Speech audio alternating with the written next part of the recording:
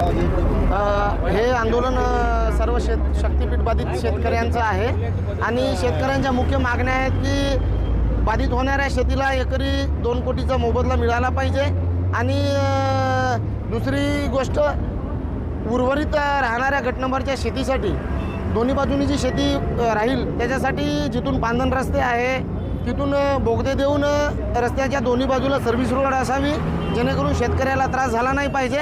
आणि मुख्य मागणी आहे की मिळणारा मोबदला हा शेतकऱ्यांशी चर्चा करून एकरी 2 कोटी कमीत कमी ठरवावा आणि मोजणी करावी, अन्यथा शेतकरी कुठल्याही प्रकारची मोजणी होऊ देणार नाही आणि शेतकऱ्यांशी चर्चा करणं फार गरजेचं आहे। मुख्यमंत्र्यांनी सांगितलं की शेतकऱ्यांशी चर्चा करू, पण अद्याप आमच्यासोबत कुठलीही चर्चा झाली नाही आणि जेवढ्या लवकर होईल तेवढ्या लवकर चर्चा करा आणि महामार्गाचं काम सुरू करा आणि चर्चा जर झाली नाही, आमचं समाधान झालं नाही तर आम्ही मोजणी प्रक्रिया होऊ देणार नाही। काय नाव तुमचं? विनायक आडे।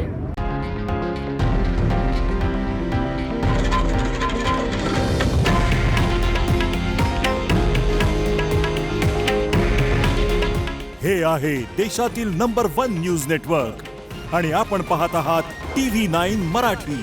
काळजी तुमची, हित महाराष्ट्राचं।